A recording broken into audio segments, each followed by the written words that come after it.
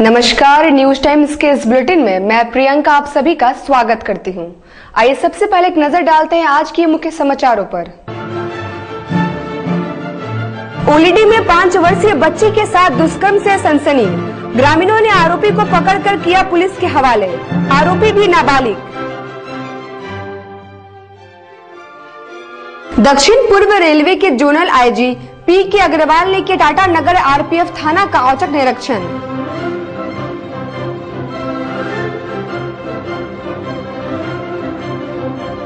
और नारायण साईं की गिरफ्तारी पर शहर के लोगों ने दी प्रतिक्रिया, कड़ी से कड़ी सजा की मांग। अब खबरें विस्तार से। ओलीडी में एक 5 वर्षीय बच्ची के साथ बलात्कार का सनसनीखेज मामला प्रकाश में आया है। आरोपी पुलिस की पकड़ में है, वो भी नाबालिग है। ओलीडी क्षेत्र के कुकरूडी गांव में 15 वर्षीय भोगुल देवगम नामक युवक ने 5 वर्षीय बच्ची के साथ बलात्कार किया। बच्ची अपने बड़े पिता के साथ रहती है और घटना के वक्त वह कमरे में अकेली थी।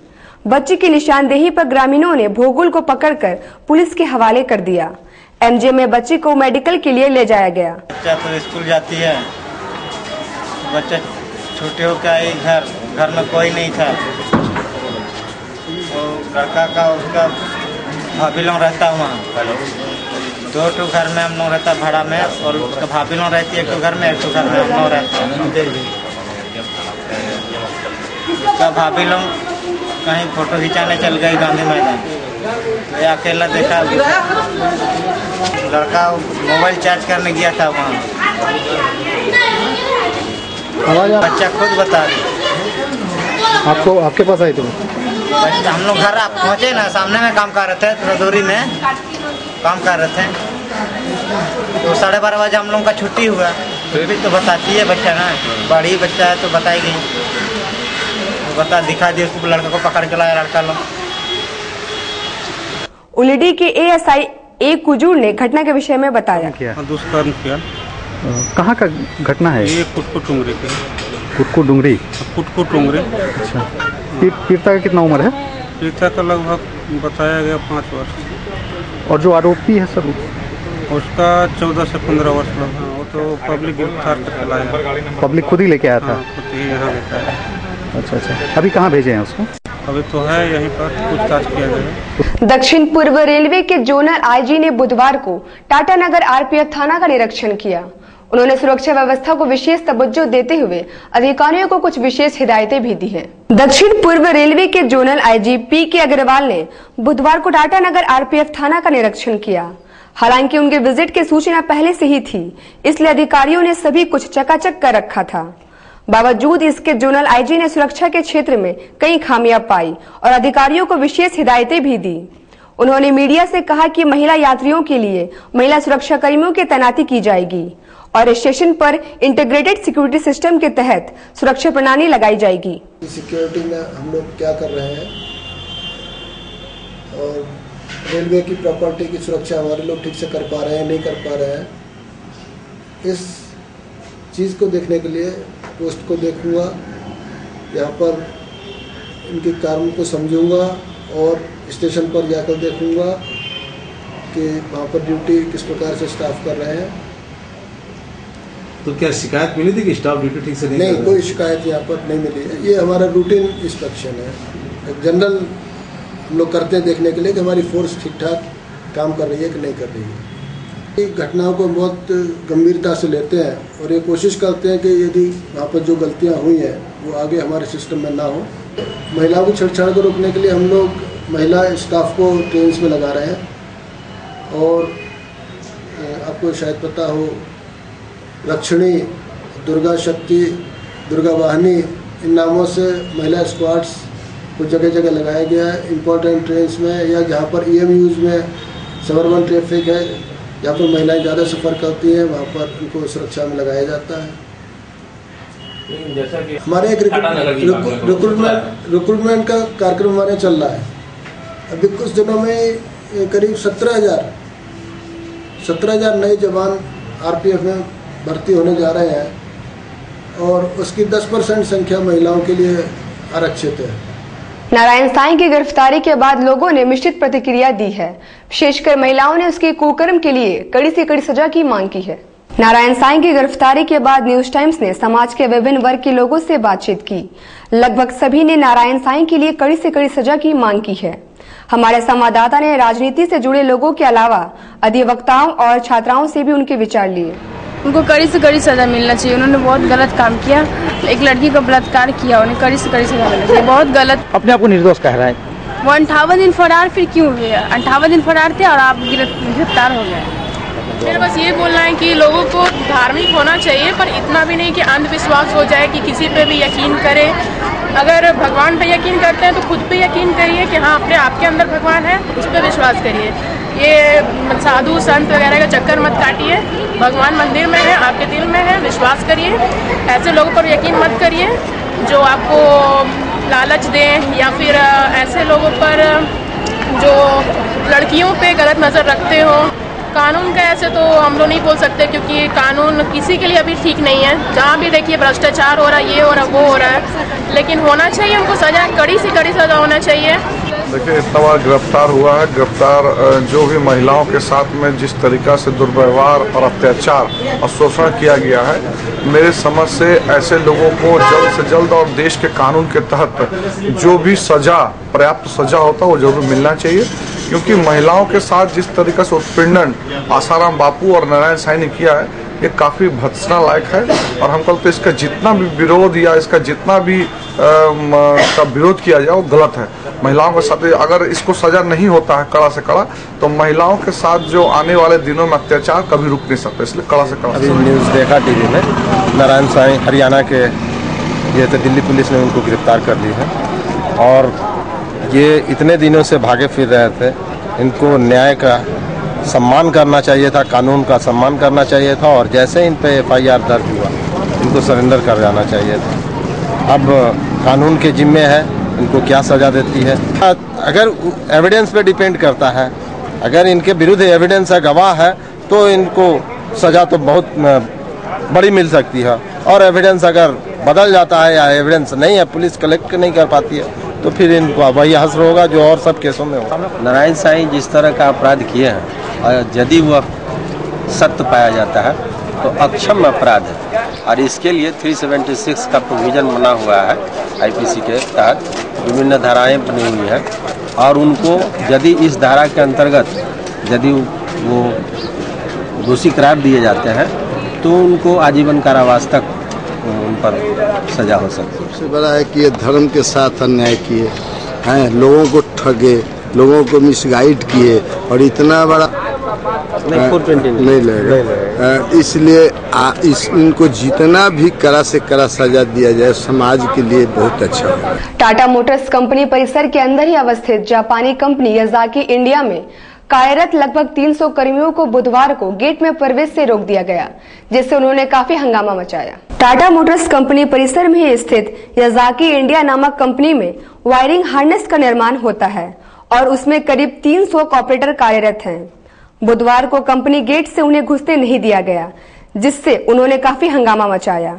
उन्हें प्रवेश नहीं करने देने की वजह भी नहीं बताई गई है। 3 साल के बाद बोलते हैं निकाल देंगे, परमानेंट नहीं करेंगे। क्यों नहीं करेंगे? जब 3 साल आप पूरा प्रोडक्शन लिए और उसके बाद बोलते हैं परमानेंट नहीं करेंगे। एग्जाम में छुट्टी नहीं, पूरा फुल प्रोडक्शन निकलवाया, बोला कि पूरा प्रोडक्शन दो। अगर किसी का तबीयत खराब होता है छुट्टी नहीं देता है, बोलता है रिजाइन दो नहीं तो घर जाओ, छुट्टी नहीं मिलेगा। लड़की में बेहोश होती है, नीचे से ऊपर नहीं आता है, बोलता है या तो एग्जाम दो या तो नौकरी करो। किसी ऑपरेटर को नहीं निकलना चाहिए, कोई ऑपरेटर नहीं जाएगा बस। बाद में सभी कर्मी डीएलसी कार्यालय पहुंचकर अपना पक्ष रखा। उन्होंने कहा है कि इस तरह रोजगार से खिलवाड़ कतई बर्दाश्त नहीं की जाएगी। उसको बोला गया खंड से चलते हम लोग ट्रेनिंग हमने जो परमानेंट किया, इसको भगाया गया वहाँ से। नहीं छोड़ो, जाने दीजिए।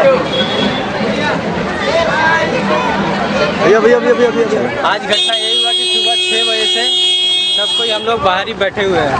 काम करने गए लोग, काम करने हम लोग गए थे काम करने के लिए ही।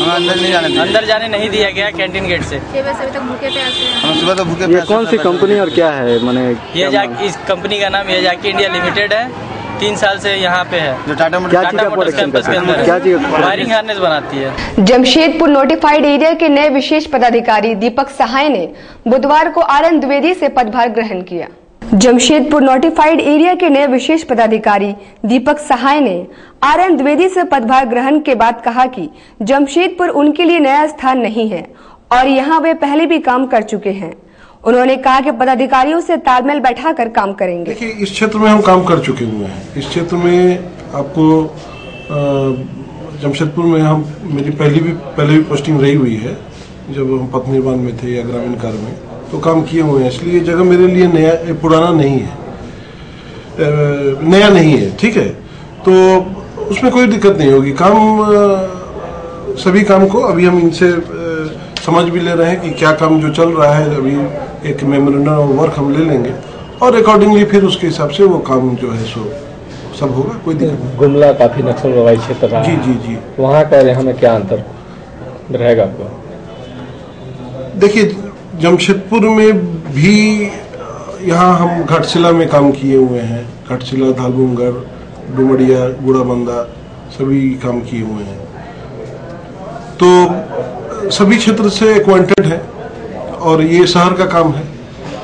यहाँ पर बेसिकली शहर का काम है, तो सभी काम होंगे, अच्छे से होंगे, कभी कोई प्रॉब्लम नहीं। और बाकी यहाँ बहुत सारे टैक्सेज इम्पोज नहीं थे, जैसे होल्डिंग टैक्स इम्पोज नहीं था, उससे निकाय को आय नहीं हो रही थी।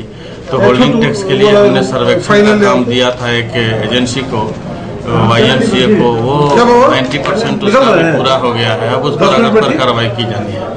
कोई ऐसा काम है JNNERM की जो योजनाएं थी, जिस स्थिति में हमको मिला था उसमें काफी हद तक उसको आगे बढ़ाने का काम किया गया है और जो बचा हुआ है अब जो दीपक जी आए हैं उसको आगे बढ़ाएंगे। बुधवार को मानवाधिकार कचहरी की शुरुआत की गई, जिसमें घरेलू हिंसा से लेकर महिला उत्पीड़न तक सभी मामलों की सुनवाई और जानकारी दी जाएगी।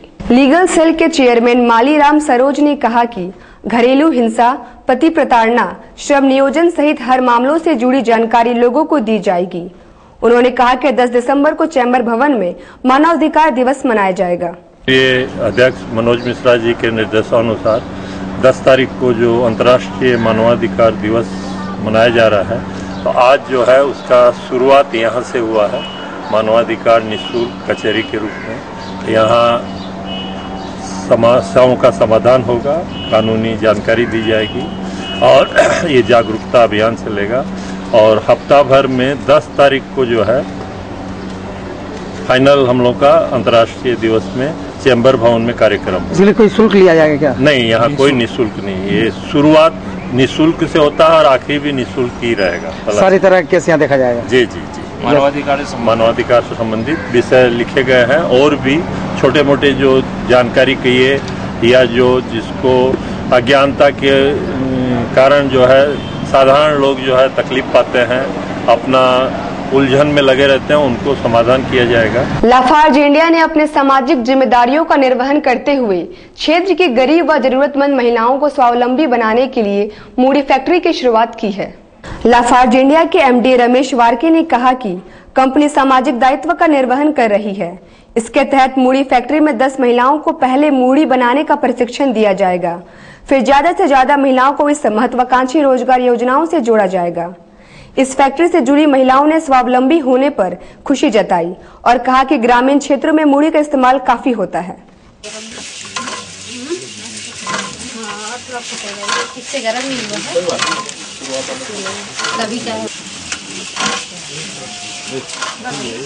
मूडी मेकिंग प्रोग्राम में ऐसे क्या चाह रहे हैं कि जो रोजगार, स्वयं रोजगार के लिए एक अपना हम लोग का प्रेरणा दे, ताकि ये लोग अपने बलबूते में खड़े हो सके और स्वरोजगार की तरफ आगे बढ़े। इसलिए राजकुमार जी के साथ हमने एक बार प्रोग्राम बनाए थे, इसमें कैसा जो गरीब तबके के लोगों के लिए, उनके लिए कैसे हम लोग एक उत्थान के लिए कार्यक्रम बनाया, ताकि वो अपने आप को प्राउड महसूस करें और उनका स्वरोजगार के लिए उनको दूसरे की तरफ ध्यान देगा, बलबूते में चले। और कुछ प्रोग्राम चल रहे हैं हमारे, कुछ जो स्पोर्ट्स के लिए कुछ करते हैं, उस प्रोग्राम के तहत ये एक एम्प्लॉयबिलिटी के तहत एक प्रोग्राम का शुरुआत कर रहे हैं हम लोग इस तरीके से ताकि छोटा छोटा एरिया में जा सके। आज कंपनी तक पहुंचाया गया। जो हमारे अतुल सर फिर रमेश सर जो हैं, हम लोग को उनका सहयोग के द्वारा आज हमारा मुड़ी फैक्ट्री जो है यहाँ लगा है। हमें अतुल सर के द्वारा ट्रेनिंग देने के लिए ले गए थे खड़गपुर में। हमारे 3 महिला यहाँ वहाँ से ट्रेनिंग लेकर के यहाँ पे फिर हमारे 8 महिला को ट्रेनिंग दे रही है और वो आप लोग देख रहे हैं जो कर रही है अभी। और हमारा और भी आप लोगों का सहयोग है इसमें। यहाँ ये मुड़ी जो सर है, जो हमारे गांव का जो इलाका में है ना सर, जो कि यहाँ पे जैसा आपका एक खुशी का माहौल में और जैसे एक दुख का माहौल में भी हम लोग इसको मुड़ी को ही इस्तेमाल करते हैं। तो हमारा यहाँ मुड़ी का बहुत ही है, जैसे छठी हुआ, शादी हुआ, फिर मरण घर हुआ, हम लोग का मुड़ी से ही हम लोग शुरुआत करते हैं। तो हमारा बहुत इसका मैंने हमारे गांव के इलाका में बहुत इसका लाभदायक है। और अभी हम लोग शुरुआत किए ही नहीं कि हमारा मांग हमारा 5 यहाँ पे जो हमारा बस्ती में जो है दुकान 5 दुकान से हमारा ये हो गया है, ऑर्डर हो गया है कि हम ही लोग को आप लोग सप्लाई कीजिए। अब वक्त हो चला है एक छोटे से ब्रेक का। खबरों का सिलसिला यूं ही जारी रहेगा, बने रहिए हमारे साथ। ब्रेक के बाद एक बार फिर से खबरों में आपका स्वागत है। 86 बस्तियों को बिजली पानी मुहैया के हाईकोर्ट के फैसले से बस्तीवासियों में काफी हर्ष है। बुधवार को ह्यूम पाइप में विधायक रघुवर दास का अभिनंदन किया गया। हाईकोर्ट के फैसले के बाद सभी 86 बस्तीवासियों में हर्ष व्याप्त है। बुधवार को बस्ती विकास समिति ने विधायक रघुवर दास का अभिनंदन किया। बस्ती वासियों ने लड्डू वितरण कर अपनी खुशी जाहिर की। रघुवर दास ने कहा कि लंबी लड़ाई के बाद बस्ती वासियों को न्याय मिला है। बस्ती इलाके के लोग जो संविधान ने हर जनता को अधिकार दिया है, मूलभूत सुविधाएं उनको प्राप्त हो, उसके लिए वो निर्णय कल उच्च न्यायालय ने निर्णय दिया टाटा प्रबंधन को कि अविलंब आप जहां पाइपलाइन बिछा है वहां 2 महीने के अंदर आप वहाँ पानी दे, जहाँ बिजली के लिए अप्लाई कर चुका वहाँ इमीडिएट आप बिजली का कनेक्शन दें। और 86 बस्ती के अंदर कोई बस्ती बिजली और पानी के लिए नागरिक सुविधा के लिए अगर आपके पास आवेदित करता है, आवेदन देता है, तो अविलंब उसका निष्पादन करके बिजली और पानी का कनेक्शन दे। इस तरह 1995 से जो 86 बस्ती ने हमारी लड़ाई थी कि लोगों को मूलभूत सुविधाएं मिले, लोगों को सड़क, बिजली, पानी, जो आम जनता को ये 3 चीज ही चाहिए, उस पे मुकाम पर हम पहुंच चुके हैं। शहीद खुदीराम बोस की जयंती के मौके पर बंग भाषी एकता मंच द्वारा 8 दिसंबर को मेगा सिट एंड ड्रॉ व एस्से प्रतियोगिता का आयोजन किया जा रहा है, जिसमें हजारों की संख्या में बच्चे भाग लेंगे। बंग भाषी एकता मंच के अध्यक्ष प्रशांत बनर्जी ने उक्त जानकारी देते हुए कहा कि प्रतियोगिता का आयोजन जेआरडी कॉम्प्लेक्स में होगा। शहीद खुदीराम बोस के 124वां बर्थ एनिवर्सरी के अवसर पर आगामी 8 दिसंबर को जेआरडी टाटा स्पोर्ट्स कॉम्प्लेक्स में एक मेगा सिट एंड ड्रॉ एवं ऐसे कंपटीशन का हम लोग आयोजन, साल भी हम लोग इसको आयोजन किए हैं और लगभग इसमें 5 से 6 हजार बच्चे पार्टिसिपेट करने को उम्मीद है। पिछले साल हमारे 4000 बच्चे पार्टिसिपेट किए थे और इस बार लगभग हमारे 8000 फॉर्म विभिन्न स्कूल में डिस्ट्रीब्यूट किए हैं। गोलमुरी में बुधवार को यूथ आजसू की बैठक में मंडल अध्यक्ष का चयन हुआ और 22 दिसंबर को होने वाले नगर सम्मेलन की रूपरेखा तैयार किया। गोलमुरी में यूथ आजसू की बैठक में मंडल अध्यक्ष के रूप में उमेश कुमार का चयन हुआ और हनी सिंह को सचिव चुना गया। नगर संयोजक क्रांति सिंह ने कहा कि सम्मेलन की तैयारियां चल रही है और सुप्रीमो सुदेश महतो के निर्देशानुसार सारी प्रक्रिया चल रही है। आजसू यूथ का मंडल अध्यक्ष का गठन किया गया।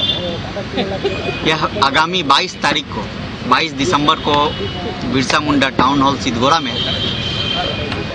पार्टी के सुप्रीमो माननीय सुदेश महतो जी के आदेशानुसार नगर का सम्मेलन हो रहा है, जिसमें नगर अध्यक्ष और पूरे नगर कमेटी का यूथ का चुनाव होगा।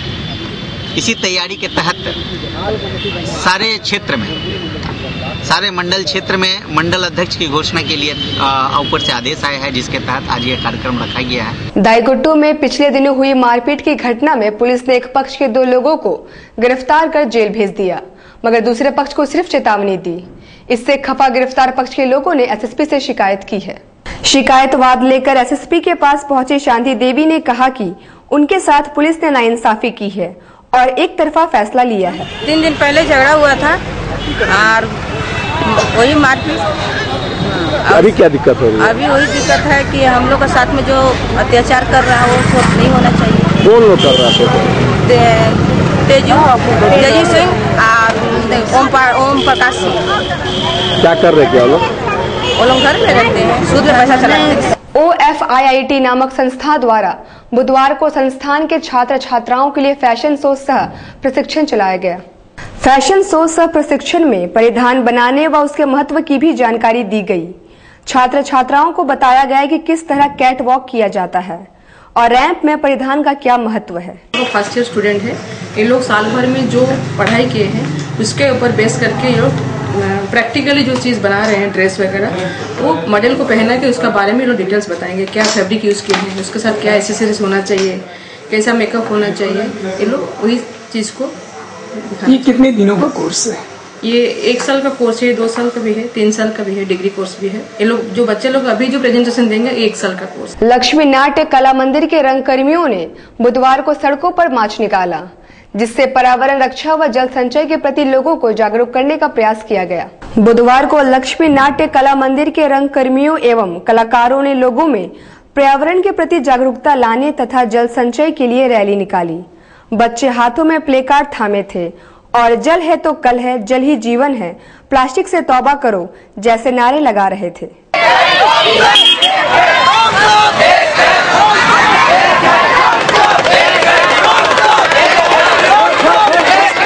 इसका मकसद ये था कि हम लोग जितने रंगकर्मी हैं सब एक हैं, हिंदुस्तान के नागरिक सब एक हैं और हमारा सब धर्म, कोई धर्म नहीं, हमारा धर्म है इंसानियत का धर्म, जो हम लोग हिंदू मुस्लिम सिख ईसाई कोई नहीं है। और इसके मकसद से हम लोग इसको रंगोली निकालें, जो विभिन्न प्रदेश से आए हुए हैं, मध्य प्रदेश से, उत्तर प्रदेश से और आपका झारखंड से, तो ये टीम आई हुई है बाहर से, उन लोगों के साथ हम लोग रंगोली निकाले हैं।